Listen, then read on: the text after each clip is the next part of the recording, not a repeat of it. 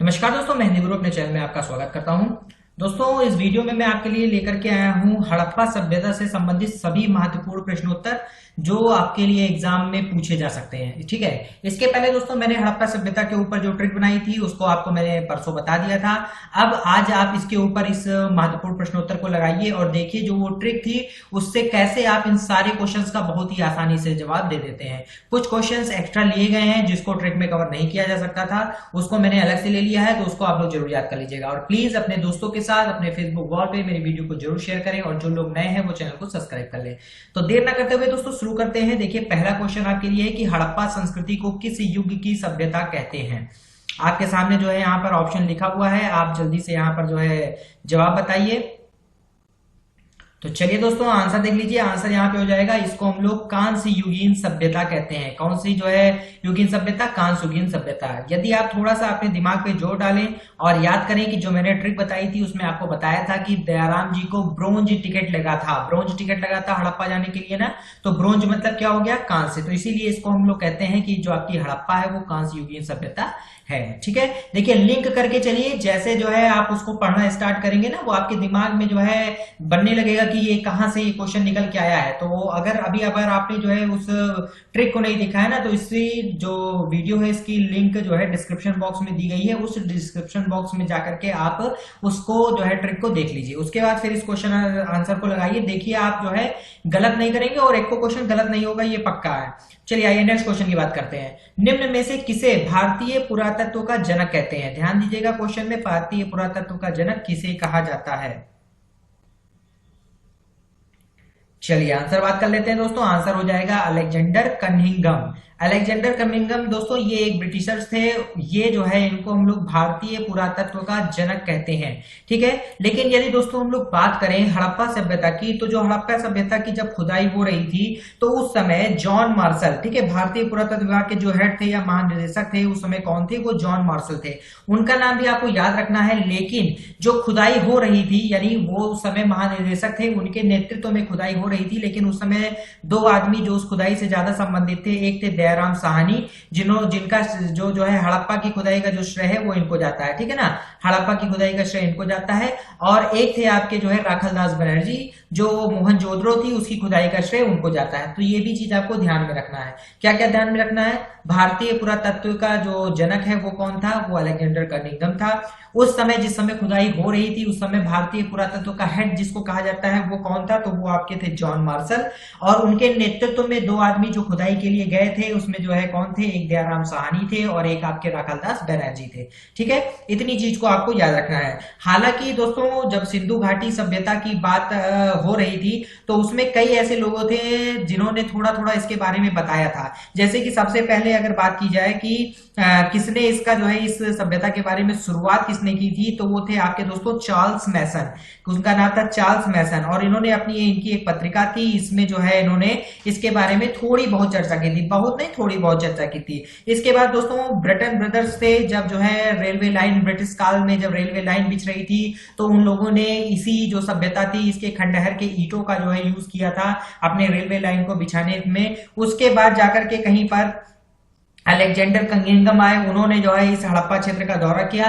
तो ऐसे कई लोग हैं जो इसके साथ जुड़े हुए हैं। नाम हालांकि सबका इंपॉर्टेंट नहीं है, सबसे ज्यादा जो इंपॉर्टेंट नाम है वो आपके सामने यहाँ पे शो हो रहा है, दयाराम साहनी, और दूसरा आपका जो नाम है वो है राखलदास बनर्जी। लेकिन इनके बारे में भी आप जाने, आपको बहुत सारे पेपर देने हैं जिसमें किसी में डीप से आपसे क्वेश्चन करता है, किसी में ऊपर से क्वेश्चन करता है, तो सभी चीज को आपको दिमाग में रखना है। ठीक है ना, चलिए आगे बढ़ते हैं, नेक्स्ट क्वेश्चन की बात कर लेते हैं। यहाँ पर हड़प्पा काल की मुद्रा को बनाने के लिए किस चीज का प्रयोग होता था, या कह सकते हैं कि कौन सी मुद्रा हड़प्पा में चला करती थी। चलिए आंसर की बात कर लेते हैं दोस्तों, तो वो थी आपकी टेराकोटा। अब देखिए दोस्तों, यदि आप हल्का सा भी उस ट्रिक के ऊपर ध्यान देंगे तो जब वो लोग होटल के जाने के लिए ऑटो से निकले थे तो उस समय उस होटल वाले ने कैश लेने से मना कर दिया था और कहा था कि यहाँ पे तो क्या चलता है, यहाँ चलता है टेराकोटा। ठीक है ना। तो इसी तरह से देखिए दोस्तों, वो आपके दिमाग में उसकी इमेज बनती जाएगी और खटाक से आपका आंसर निकल आएगा। चलिए आगे बात करते हैं। नेक्स्ट क्वेश्चन देखिए कि हड़प्पा सभ्यता का सर्वाधिक स्थल किस राज्य में मिला है। इस भारतीय राज्य की बात हो रही है। जो हड़प्पा सभ्यता थी उसके सर्वाधिक स्थल भारत में इस समय किस राज्य में सर्वाधिक है। तो आंसर की बात करते हैं दोस्तों, तो वो गुजरात था जहां पर हड़प्पा के सर्वाधिक स्थल खोजे गए थे। आगे बढ़ते हैं दोस्तों। नेक्स्ट क्वेश्चन देखिए कि चावल के प्रथम साक्ष्य कहां से प्राप्त हुए थे। तो आंसर देखते हैं दोस्तों, आंसर आपका हो जाएगा लोथल। क्योंकि आपको याद होगा दोस्तों, लौटते समय आप लोग लोथल गए थे। लोथल से जहां से आपकी जो है लौटाने की जो शिप थी वो लोथल से मिलने वाली थी, और उस लोथल में आपको चावल खाने को मिला था, है ना। उस लोथल में आपको क्या खाने को मिला था, चावल खाने को मिला था। साथ ही साथ लोथल से शिप थी, तो इसलिए आपको ये भी याद हो जाएगा कि लोथल ही क्या था, हड़प्पा जो सभ्यता थी उसका जो है बंदरगाह था। ठीक है ना। तो ये दोनों चीजें आपको याद रखनी है, सभी पे क्वेश्चन बनते हैं। आगे बढ़ते हैं दोस्तों। नेक्स्ट क्वेश्चन देखिए, सिंधु क्षेत्र का प्राचीन नाम क्या था। चलिए ये तो आपको नहीं पता होगा, फिलहाल मैं यहाँ पे आंसर आपको देता हूं, मेलुहा। मेलुहा हिंद सिंधु क्षेत्र का प्राचीन नाम था। ये अक्सर आपसे एक दो एग्जाम में पूछा भी गया है और आपसे पूछा भी जा सकता है। देखिए दोस्तों, आपको इतिहास के बारे में यहाँ पर मैं एक चीज बता दूं, इतिहास वो एक ऐसी चीज है दोस्तों, यदि आप उसको उसमें इंटरेस्ट जगाएंगे तो आपका जैसे उसको अपने अंदर क्यूरियोसिटी जगाइए किसी भी चीज को जानने की, तब तो आप बहुत अच्छे से इसको कर पाएंगे। नहीं, अगर इसका आप जो है अल्टरनेटिव चाहते हैं तो वो दो ही है, या तो आप जो है ट्रिक के माध्यम से, जैसे मैं कि उसको थोड़ा सा फनी बना करके आपके सामने पेश करता हूं, आप उसको पढ़ें और बार बार प्रैक्टिस करें, तो आप क्या कर पाएंगे, इतिहास के क्वेश्चनों पे कमांड को हासिल कर पाएंगे। यही तरीका है और कोई तरीका नहीं है। तो क्योंकि आपको एग्जाम क्रैक करना है, इसलिए आपको इन सब जो आपके लिए पथ बताए जा रहे हैं उन पे चलना ही होगा। ठीक है ना। तो इस चीज को दिमाग में रख करके चलिए और मेहनत करते रहिए, उसका परिणाम आपको अच्छा ही मिलेगा। चलिए आगे बढ़ते हैं। नेक्स्ट क्वेश्चन देखिए कि सिंधु घाटी सभ्यता की सबसे महत्वपूर्ण विशेषता क्या थी। तो चलिए दोस्तों आंसर देख लेते हैं। आंसर क्या हो जाएगा, ईंट के बने हुए भवन। ये वहां की क्या थी, सबसे महत्वपूर्ण विशेषता थी। आप कह सकते हैं कि वो लोग क्या थे, शहरी थे, पूरे शहरी थे, और शहर के जो मकान होते हैं वो ईंटों के बने हुए होते हैं, ये आपको पता है। और आपको ये भी याद होगा कि शहरी सभ्यता कैसे थी, जब वो लोग जैसे ही शिप यानी रावी नदी के थ्रू दयाराम और उसके मित्र आए थे, और जब वो सुबेरे उठे तो उनके सामने, जब रावी नदी के बाएं तट पे वो लोग उतरे तो उनके सामने जो है क्या था, एक सुंदर सा नगर था। उसको देख करके आपको पता चल जाएगा कि वो एक शहरी सभ्यता थी, और उसके वहां के जो मकान थे वो आपके ईंट के बने हुए थे। आगे बढ़ते हैं। नेक्स्ट क्वेश्चन की बात करते हैं कि मोहनजोदाड़ो की खुदाई किस सन में हुई थी। तो चलिए दोस्तों आंसर देख लीजिए, यहाँ पर 1922 हो जाएगा। मोहनजोदाड़ो की खुदाई 1922 में हुई थी। और इस मोहनजोदाड़ो के बारे में दोस्तों मैंने आपको और भी तथ्य बताया था कि कैसे आप जो है मोहनजोदाड़ो पहुंचे थे। जब आप होटल में आराम करके निकले तो बाहर आपने पशुपतिनाथ जी के दर्शन किए, उसके बाद आपको सिंधु नदी से आपकी नाव जानी थी कहाँ की ओर, मोहनजोदाड़ो की ओर। जब सिंधु नदी के थ्रू आप जो है मोहनजोदाड़ो को जा रहे थे तो रास्ते में आपको एक अजीब सा टीला भी मिला था, और उस नाव वाले ने बताया था कि जो दोस्तों ये टीला है ये क्या है, मृतकों का टीला। इसीलिए इस मृतकों के टीले को हम लोग मोहनजोदाड़ो के नाम से भी, मतलब कि मोहनजोदाड़ो को इस मृतकों के टीले के नाम से भी हम लोग जानते हैं। ठीक है ना। इतनी सब सारी चीजें मैंने बताई थी आपको, एक बार आप देखिए जरूर उस ट्रिक को, नहीं आपने देखा है तो जरूर देखें। चलिए नेक्स्ट क्वेश्चन पे चलते हैं कि हड़प्पा सभ्यता रावी नदी के किस किनारे पर स्थित थी। तो चलिए दोस्तों आंसर की बात कर लेते हैं। यहाँ पर आंसर आपका हो जाएगा बाएं किनारे पर, रावी नदी के बाएं किनारे पर। जब आप दोस्तों आप स्टार्टिंग किए थे, यानी जब आपने रावी नदी में अपना शिप पकड़ा था और शिप अगले दिन जाकर के रावी नदी के बाएं तट पर लगी थी, तो आपको आंसर वहीं से मिल जाता है। और आपको देखिए दोस्तों, थोड़ा सा एक कंफ्यूजन जो लोगों के अंदर होता है वो यहाँ पर नहीं होना चाहिए। जिस सिंधु घाटी सभ्यता कहें चाहे हड़प्पा सभ्यता कहें, वो दोनों एक ही चीज है। नामकरण की अगर दोस्तों बात करते हैं कि हड़प्पा सभ्यता इसका नाम क्यों पड़ा, क्योंकि सबसे पहले जिस नगर की खुदाई हुई थी वो हड़प्पा ही था, इसीलिए उसका जो है नाम हड़प्पा सभ्यता पड़ा। और इसके ज्यादातर अवशेष जो मतलब खंडहर वगैरह मिल रहे थे, शहर वगैरह निकल रहे थे, वो सभी जो है सिंधु नदी के इर्द गिर्द थे, इसलिए इसको हम लोग सिंधु घाटी सभ्यता भी कहते हैं। ठीक है ना। तो इस टाइप के बहुत सारी पुरातात्विक चीजें हैं जो बताई गई थी, उसी के आधार पर इन सब का नामकरण किया गया था। ठीक है। तो इस चीज को याद रखिएगा, आप लोग कहीं पूछ सकता है, और बाकी इंपॉर्टेंट सारे क्वेश्चन तो मैं यहाँ पे आपको करा ही रहा हूँ। आगे बढ़ते हैं नेक्स्ट क्वेश्चन पे। हड़प्पा सभ्यता में किस शहर में घरों के दरवाजे सड़क की ओर खुले मिले हैं। तो ये एक इंपॉर्टेंट क्वेश्चन आपके लिए बन जाता है दोस्तों। चलिए आंसर देख लीजिए दोस्तों, यहाँ पर क्या हो जाएगा, आंसर हो जाएगा आपका लोथल। लोथल कौन सी जगह है, ये लोथल ये वही जगह है जहां पे आपको चावल खाने को मिला था और जहां से आपने जो है अपनी शिप को वापस घर लौटने के लिए पकड़ा था। तो चावल, बंदरगाह और साथ में ही दरवाजे सड़क की ओर खुले मिले हैं, ये आपको ध्यान में रखना है, ठीक है ना। अब इससे एक चीज और डिसाइड हो जाता है कि इसके अलावा दोस्तों आपका लिए हड़प्पा था, मोहनजोदाड़ो था, कालीबंगा था, धौलावीरा था, इन सभी के जो जो है दरवाजे थे वो कहाँ की ओर खुले हुए मिले होंगे, गली में या कहीं अंदर की ओर। और केवल आपके लिए लोथल एक ऐसी जगह थी जहां पर जो आपके घरों के दरवाजे थे वो सड़क की ओर खुले हुए मिले थे। चलिए आगे बात करते हैं। नेक्स्ट क्वेश्चन देखिए कि सिंधु घाटी सभ्यता के लोगों का मुख्य भोजन क्या था। चलिए आंसर की बात कर लेते हैं दोस्तों। आंसर आपका हो जाएगा गेहूं और जौ। आपको याद होगा दोस्तों, जब आप हड़प्पा पहुंचे थे तो हड़प्पा में पहुंचने के बाद जब आप होटल पहुंचे तो आपने क्या किया, भूख लगी थी तो खाने का ऑर्डर किया था। जब खाने का ऑर्डर किया था तो आपको केवल वहां पे गेहूं और जौ की रोटी ही दी गई थी और आप बहुत दुखी थे कि आपको बहुत कुछ अच्छा खाने को नहीं मिला। ठीक है, आगे बढ़ते हैं। नेक्स्ट क्वेश्चन, जुते हुए खेत के साक्ष्य किस स्थान से मिले। तो आंसर की बात कर लेते हैं। यहाँ पे आंसर आपका हो जाएगा दोस्तों कालीबंगा। कालीबंगा वो स्थान था जहां पर आपको जो है जुते हुए खेत मिले थे, नक्काशीदार ईंटें मिले थे। याद होगा आपको दोस्तों, आप जब जो है बड़े से वाटर पार्क से निकले तो आपको याद आया कि आपकी गर्लफ्रेंड ने तो काले रंग की चूड़ियां मंगाई थी, तो आप कहाँ गए थे, कालीबंगन गए थे। और जब आप कालीबंगन जा रहे थे तो जो रास्ता था वहां पर आपको खेत दिखे और जो खेत थे वो एकदम बढ़िया से नक्काशीदार जो आपके दीवारें थी उससे घिरे हुए थे। तो इससे ये पता चल गया आपको कि कालीबंगा में नक्काशीदार दीवार मिली थी, उसमें जुते हुए खेत मिले थे और इसका अर्थ ही क्या है, काले रंग की चूड़ियां।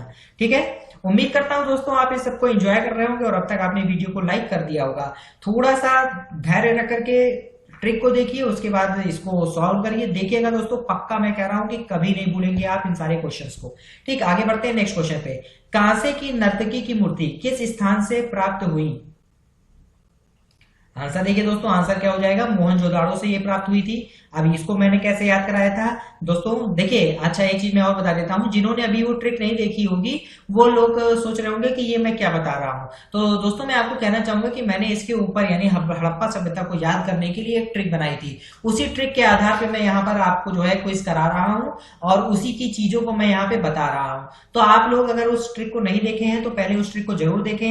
इस वीडियो की जो डिस्क्रिप्शन बॉक्स है उसमें उस वीडियो की लिंक मिल जाएगी जिसमें ट्रिक है, तो पहले वो वाली देखें, उसके बाद इसको देखें और देखेंगे आप लोग कि बहुत आराम से सारे क्वेश्चन आप सॉल्व कर पाएंगे। चलिए बात करते हैं कांसे की नर्तकी की मूर्ति। तो आपको याद होगा दोस्तों, जैसे आप मोहनजोदड़ो में वाटर पार्क में पहुंचे थे तो वाटर पार्क में क्या होता है, बहुत बड़ा सा पूल होता है। ठीक है, तो ये जो वृहत स्नानागार था ये भी आपको मोहनजोदड़ो में मिला था और जो ये मोहनजोदड़ो का स्नानागार था इसमें यहाँ पर एक कांसे की जो है नर्तकी की जो है मूर्ति थी और उसके मुंह से पानी गिर रहा था। ये भी मैंने आपको बताया था, ट्रिक में देखिएगा लिखा होगा तो आपको याद आ जाएगा कि ये कहां पर मिला था, तो मोहनजोदड़ो में मिला था। ठीक है, आगे बढ़ते हैं, नेक्स्ट क्वेश्चन की बात करते हैं। सिंधु सभ्यता में किसकी उपासना काफी प्रचलित थी।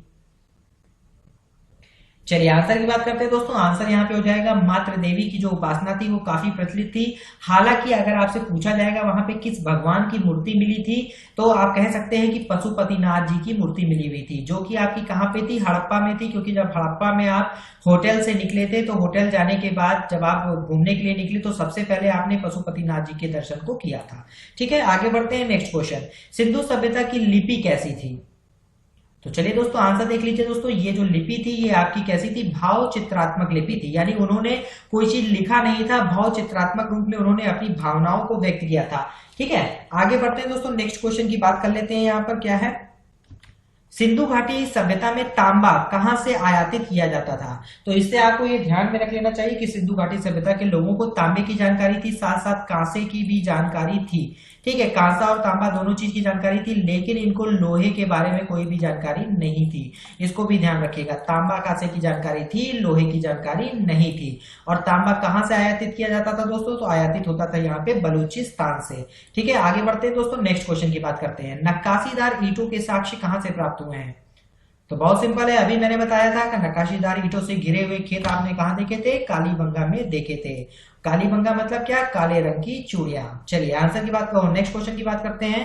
हड़प्पा सभ्यता का बंदरगाह किस शहर में था। चलिए आंसर देख लेते हैं। आंसर आपका हो जाएगा लोथल, क्योंकि दोस्तों जो बंदरगाह था वो कहाँ था, लोथल में था, और लोथल से ही आपने क्या पकड़ी थी, अपनी लौटाने की जो शिप थी वो आपने लोथल से ही जाके पकड़ी थी, और लोथल में ही आपको क्या मिला था, चावल खाने को मिला था। तो ये सारी चीजें आपको याद रखनी है। चलिए आगे बात करते हैं। नेक्स्ट क्वेश्चन है कि मोहनजोदाड़ो किस नदी के किनारे स्थित था। तो जाहिर सी बात है दोस्तों, जब आप मोहनजोदाड़ो जा रहे थे तो आप सिंधु नदी से होकर के जा रहे थे, इसलिए जो मोहनजोदाड़ो है वो सिंधु नदी पर स्थित है। और ये भी याद रखना है, जो मोहनजोदाड़ो है वो सिंधु नदी के दाएं किनारे पर स्थित है, जबकि जो आपका जो है हड़प्पा था वो किस में स्थित था, वो बाएं किनारे पर स्थित था, है ना, वो बाएं किनारे पर था, और ये किस किनारे पर है, दाएं किनारे पर। आगे बढ़ते हैं। नेक्स्ट क्वेश्चन, सिंधु सभ्यता की खोज किसने की थी। चलिए आंसर की बात कर लेते हैं दोस्तों। यहाँ पर दयाराम साहनी, दयाराम साहनी सन 1921 की बात है। उस खुदाई के दौरान इन्होंने सिंधु सभ्यता की खोज की थी, जबकि उस समय जो आपका जो है भारतीय पुरातत्व के महानिदेशक थे वो कौन थे दोस्तों, वो थे जॉन मार्शल। उन्हीं के नेतृत्व में दयाराम साहनी और रखलदास बनर्जी निकले थे खुदाई करवाने, जहां पर 1921 में दयाराम साहनी ने जो है हड़प्पा की खोज की, और रखलदास बनर्जी ने 1922 में मोहनजोदाड़ो की खोज की। ठीक है, इस सब चीज को आपको याद रखना है दोस्तों। देखिए, केवल देखने से काम नहीं चलेगा, एक दो बार देखिए, उसके बाद फिर उसको आप खुद से लगाने की कोशिश करिए। चलिए आगे बढ़ते हैं। नेक्स्ट क्वेश्चन, हड़प्पा सभ्यता किस युग की सभ्यता कहलाती है। तो चलिए दोस्तों आंसर की बात कर लेते हैं। यहाँ पर ये दोस्तों आद्य ऐतिहासिक जो आपकी सभ्यता है वो है। कैसे दोस्तों, यहाँ पर अभी आपने पढ़ा था कि ये कांस्य युगीन सभ्यता है। कांस्य युगीन सभ्यता आपको मैंने पहले ही बताया है, ये कांस्य युगीन सभ्यता है जिसको हम लोग ब्रॉन्ज भी कहते हैं। अब ये आद्य ऐतिहासिक क्या है, ये आद्य ऐतिहासिक क्या है दोस्तों, तो आप जानिए कि जो अब ऐसी जो आपकी सभ्यताएं होती हैं जिसके बारे में कोई भी लिखित जानकारी नहीं मिलती है। ठीक है ना, मतलब कि लिखित जानकारी नहीं मिली है, कि उस कहने का मतलब ये है कि जानकारी तो मिली है लेकिन उस जो लिखा गया है उसके बारे में पढ़ा नहीं जा सका है। तो जहां भी ऐसी सभ्यता के बारे में बात किया जाएगा तो उसको हमको किस में रखना है, आद्य ऐतिहासिक में रखना है। और एक दोस्तों आपकी होती है प्राक ऐतिहासिक। तो प्राक ऐतिहासिक क्या होती है, ऐसी सभ्यता जिसका कोई लिखित जानकारी मिलती ही नहीं है। ठीक है ना, तो उसको हम लोग क्या कहते हैं, उसको हम लोग कहते हैं प्राक ऐतिहासिक। और ऐसी जो आपकी सभ्यता जिसमें जो है लिखे हुए कुछ चीजें मिली तो हैं लेकिन उनको पढ़ा नहीं जा सका है, वो आद्य ऐतिहासिक में हो गई। और जिसमें ऐसी चीजें जिसके लिपि वगैरह पढ़ी जा सकी हैं और उसको हम लोग समझ चुके हैं तो उसको हम लोग किसमें रख देते हैं, इतिहास में रख देते हैं। ठीक है, तो इन तीनों चीजों के बारे में आपको जानकारी रखनी चाहिए। आगे बढ़ते हैं। नेक्स्ट क्वेश्चन की बात करते हैं कि हड़प्पा सभ्यता के निवासी कहे जाते हैं। तो दोस्तों आपको पता होगा कि जब मैंने ट्रिक बताई थी तो उसमें बताया था कि जब लोग जो है वहां पर पहुंचे तो खूब तेज पानी बरसने लगा था और पानी 10 ही मिनट के अंदर पूरा पानी सूख गया था। तो जब वहां पे लोगों ने अपनी उत्सुकता बस वहां के लोगों से पूछा तो वहां के लोग को आपको सबसे पहले कौन मिला था, वहां पे आपको मिला था राहुल द्रविड़। कौन मिला था, राहुल द्रविड़ मिला था। तो उसी से आपको याद रखना है कि वहां के जो लोग थे उनको हम लोग क्या कहते हैं, द्रविड़ कहते हैं। ठीक है, आगे बढ़ते हैं। नेक्स्ट क्वेश्चन, कार्बन डेटिंग तकनीकी से हड़प्पा का काल क्या है। तो चलिए दोस्तों, सर्वमान्य जो बताया गया है कार्बन डेटिंग से वो है आपका 2300 से 1750 बीसी यानी ईसा पूर्व। इसको सर्वमान्य माना गया है दोस्तों क्योंकि ये कार्बन डेटिंग जो टेक्निक होती है उसके थ्रू इसको बताया गया था।